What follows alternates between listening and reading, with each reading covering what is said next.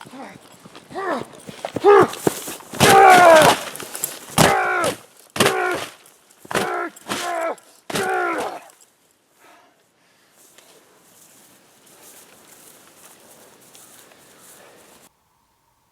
going on, guys? Brent031. Appreciate you guys tuning in. So I recently put out a infantryman's guide video over the Bayonet. And in that video, I had a lot of people asking me about their respective rifles and how they would be able to equip their rifles with bayonets. Unfortunately, here in the modern era, a lot of rifles do not have the capability of being equipped with bayonets. Unless you have, like a full 20-inch M16 variant rifle, or you have like a mid-length M4 style variant, you're just not going to be able to mount those bayonets. These rifles, however, do facilitate that because of the mid-length gas block, okay? And you don't have anything getting in the way of that. Some of the problems that people have with older AR-15 style models that are patterned after the M4, in order to comply with local civilian laws, the barrel has to be 16 inches. And the problem that you run into is your bayonet, although it will attach, your barrel is 16 inches and it's longer than the M4's 14.5 inch barrel. So it's just, you can get it on there, but you're going to have that wiggle, right? And that's obviously not ideal when you're trying to bayonet communist paratroopers. So I had a few people asking, like, hey, I understand the need for a bayonet. I want that capability, but my rifle's not suited for it, because most people nowadays have rifles like this that are outfitted with either some sort of Picatinny rail or M-lock style rail, and they just don't have the capability of mounting that bayonet. So the answer to that, guys, is you might have that capability, okay? I had a few people comment, and props to those individuals that commented this, because I had no idea these even existed. So if you are the kind of person that sees the utilitarian use of the bayonet still, and still think it's very practical and it's something you want to look at potentially adding to your rifle setup, we've got essentially two options for you. One is a M-lock mounting style option. The other one's a Picatinny rail mounting option. There is a price difference between the two. And they're not perfect. Surprise, surprise. So let's talk about those two. The first one I'm going to talk about is the Geisley Super Stabby. Okay, this is your Picatinny rail mount option. So as you guys can see, this mounts with the Picatinny style mount here, and it just goes on a rifle with a Picatinny style setup. Now, I've got this thing set up here. This is a M-lock rail, but I already had some a Picatinny rail section added to it. So I'm just going to throw this on here so you guys can see for reference.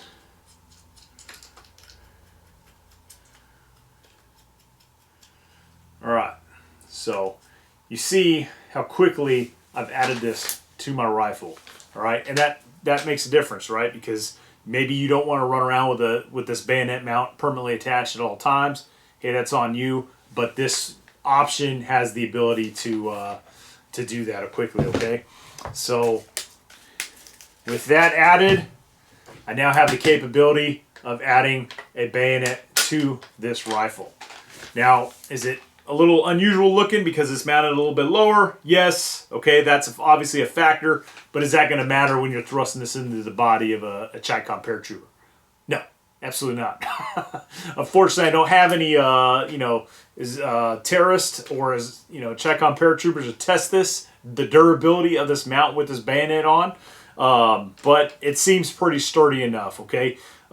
Is it going to be as sturdy as, let's say, a already manufactured bayonet mount with your typical AR-15 style platform? Absolutely not, okay? But it's definitely an option, and it's better than not having one, in my opinion. Okay, so that is an option that you need to take into consideration. Obviously, with your rifle setup, okay, where your handguard or where your rails stop is going to play a role, okay?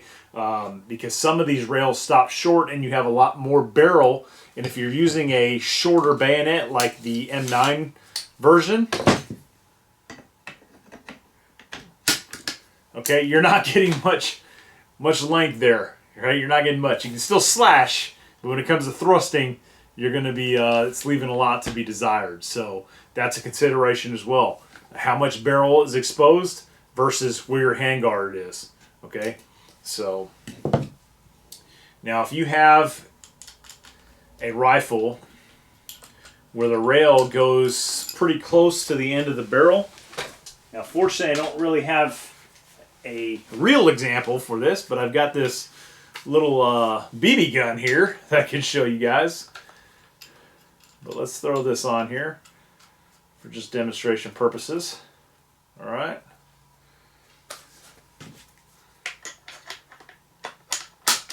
Look at that. All right, so now you're getting the full benefit of that bayonet, and then some. So that's pretty good to go. If you have a rifle that has a rail that goes pretty close to the end of the barrel there, hey, that's fucking perfect right there. Okay, so that is one of the options. So the Geissele Super Stabby is the more expensive option of the two that I'm going to talk about. Okay, this one is running. This runs $150 after shipping and handling and tax. It ended up being $176.80. So not cheap, guys. Not cheap at all. The other big negative to this is the way this is designed on its website. It says it's designed specifically for their Geissele rails. Okay, I knew that when I bought it. I just wanted to take a chance. I figured, you know, it would fit something that I had, and it does. But unfortunately, the main rifle I wanted to throw on was this one, my Daniel Defense.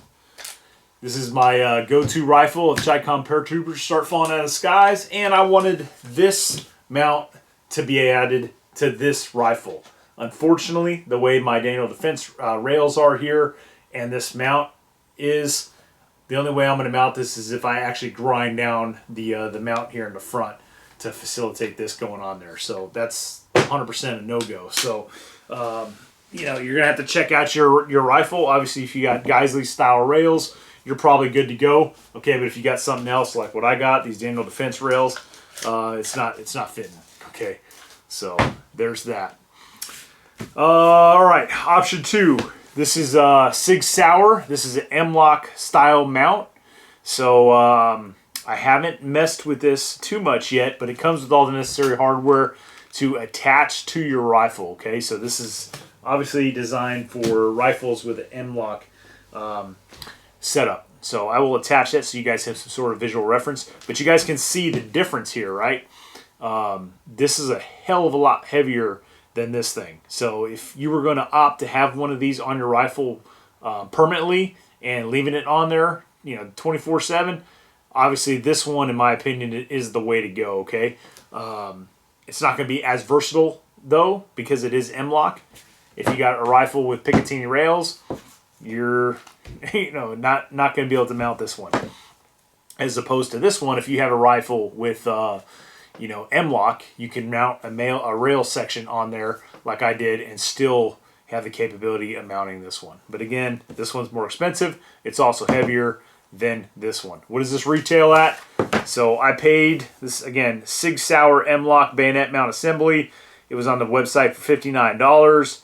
After shipping and tax, ended up being $74.64. So that is the price difference between this one and this one. And then again, the benefit of this also is that it's a lot slimmer and lighter weight. Okay, and I will put this on an M-Lock rifle so that you guys can see what it looks like. But it works just as well. All right. It's going to attach and give you the ability to mount that bayonet onto a rifle with that M-Lock style handguard. But again, same thing. You're going to want to take into consideration, you know, where does that mount, or where does your handguard end in relation to your barrel? Because if this is too far back, you're not going to get much bayonet, right? You're not going to get much blade for your money there. So that's it, guys. Those are two options. There is not an option available for mounting a bayonet with a suppressor that I know of at this time. I'm sure somebody will come up with some eventually, okay? But at this time, I'm not aware of one, so it's either suppressor on if you have one, or a bayonet. Okay, so if you're going to be hurting enemy prisoners, you're going to have to remove that suppressor in order to mount that bayonet. So that's my 2 cents on that. If you guys got any suggestions on alternatives to these two that I showed you, please post them in the comment section. Other than that, guys, thanks for tuning in, and I'll see you on the next one.